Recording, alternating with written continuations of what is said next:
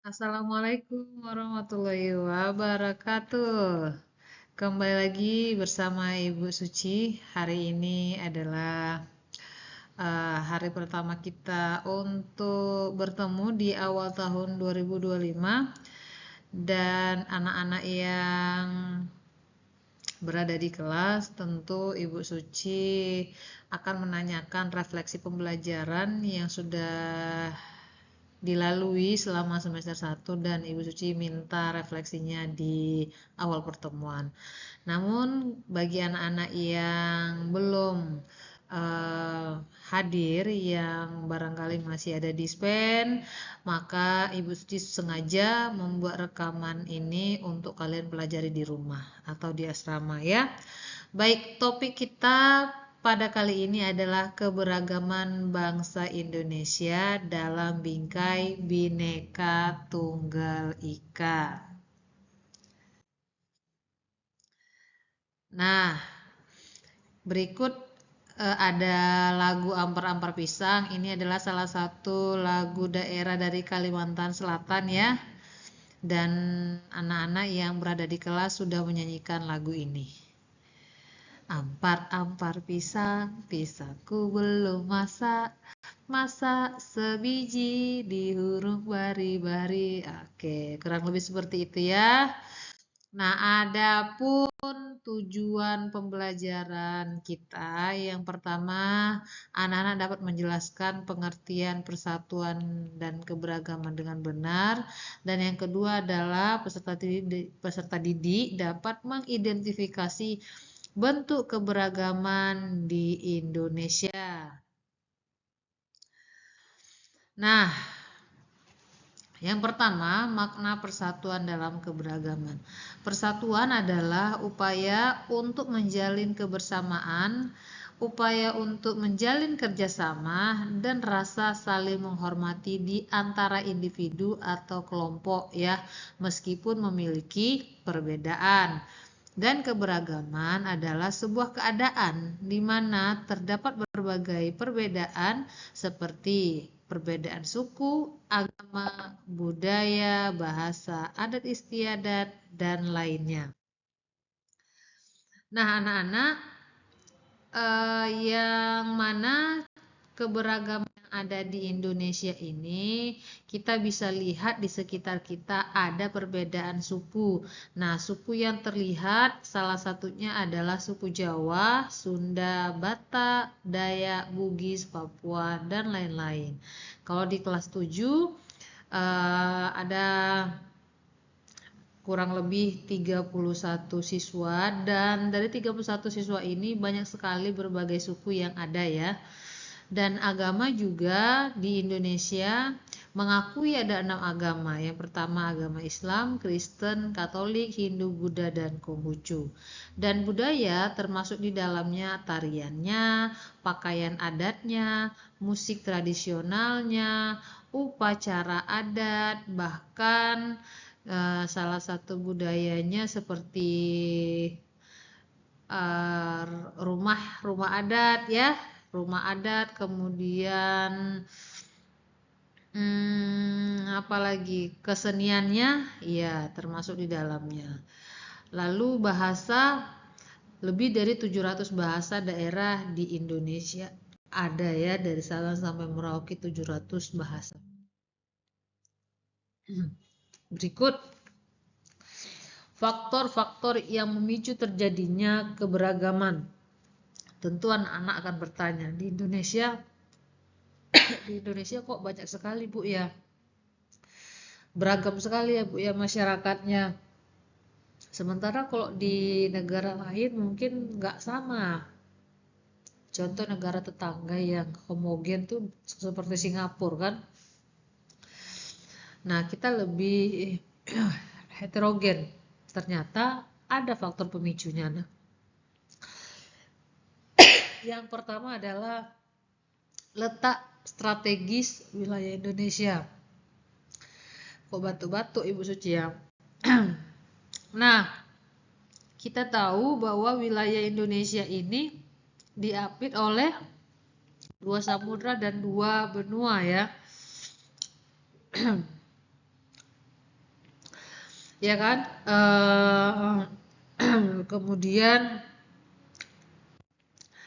Kemudian letak Indonesia yang strategis ini akhirnya membuat negara kita menjadi jalur perdagangan. Benar nggak? Menjadi jalur perdagangan. Kalau zaman kerajaan dulu perdagangan, kok kita bilang perdagangan internasional, karena berada di jalur perdagangan ini maka hasil bumi tanah air kita ini dapat dengan mudah dibawa ke luar negeri. Nah, akhirnya Indonesia ini jadinya sulit untuk mencegah masuknya pengaruh dari orang asing. Nah, baik itu produk asing ya maupun kebudayaan dari luar, karena ini menjadi perlintasan orang lain gitu ya. Orang dari luar negeri datang dalam tujuan berdagang, lalu budaya-budaya dari luar masuk dan itu tidak bisa kita hindari. Yang kedua adalah sebagai negara kepulauan. Nah, Indonesia ini kan punya ribuan pulau, ya baik yang berpenghuni maupun tidak berpenghuni. Sehingga kondisi antara satu pulau dengan pulau lainnya ini tidak sama. Nah, artinya ukuran pulau yang ada ini tidak sama, dan pulau besar, 5 pulau besar dan ribuan pulau-pulau kecil lainnya ini masing-masing berbatasan dengan negara lain. Nah, jadi ini adalah salah kedua pemicu terjadinya keberagaman. Yang ketiga adalah perbedaan kondisi alam. Nah, perbedaan kondisi alam ini maksudnya adalah karena Indonesia ini memiliki bentang alam yang cukup lengkap dan sangat menakjubkan. Nah, maka ada kawasan yang kita lihat dia daerah pegunungan, ya kan? Ada pula pantai, ada yang daerah rawa, ada yang daerah sungai, ada yang dataran kering, bahkan ada pula kita temukan sebuah wilayah yang datarannya tandus. Nah, kondisi alam yang berbeda ini mengakibatkan perbedaan pada apa yang tumbuh di atas tanah itu gitu ya. Sehingga tidak semua yang cocok di daerah pegunungan akan sama hasilnya di daerah pantai ya, maka hasil tidak sama, sehingga kondisi alam yang berbeda ini menjadikan masyarakat yang tinggal di sana itu mesti beradaptasi. Akhirnya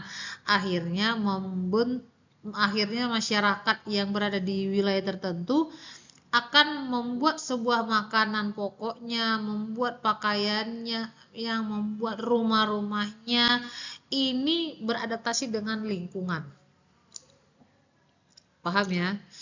Berikutnya adalah transportasi dan komunikasi. Nah, pemicu yang keempat transportasi, di mana kemajuan transportasi ini membuat orang-orang ini mudah untuk berpindah, ya kan? Ada pula memudahkan orang-orang untuk menukar barang menjadi lebih cepat. Nah, akhirnya wilayah dengan sarana transportasi yang baik biasanya akan lebih maju nih daripada wilayah yang sarana transportasinya belum berkembang. Nah, ini salah satu faktor pemicu terjadinya keberagaman itu.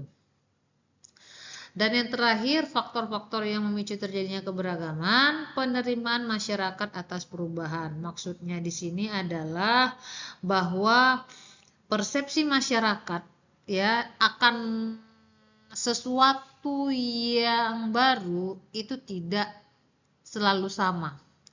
Ada orang yang bisa menerima perubahan, ada pula yang lambat sekali untuk menerimanya. Nah, sehingga bagaimana sikap masyarakat ini terhadap hal-hal baru atau sebuah kondisi yang asing akan berpengaruh pada seberapa kuat terjadinya perubahan itu. Contoh, ada sebagian masyarakat yang mudah menerima atau ada yang mudah beradaptasi dengan segala hal yang berasal dari luar negeri, atau terkadang kita juga merasa bahagia apabila sama dengan orang asing. Orang asing rambutnya kuning, kita juga cepat sekali untuk pengen jadi kuning rambutnya kan. Nah, tapi ada juga yang masyarakat yang menjaga jarak dengan kehadiran orang baru atau budaya asing untuk menjaga keaslian identitas budayanya itu. Ada yang lambat, ada yang cepat gitu ya. Nah, semakin cepat ia beradaptasi dengan asing, maka semakin cepat pula terjadinya perubahan dalam keberagaman itu. Baik, demikian saja anakku pemaparan Ibu Suci. Ya, semoga anak bisa mengerti. Ibu Suci akhiri, wassalamualaikum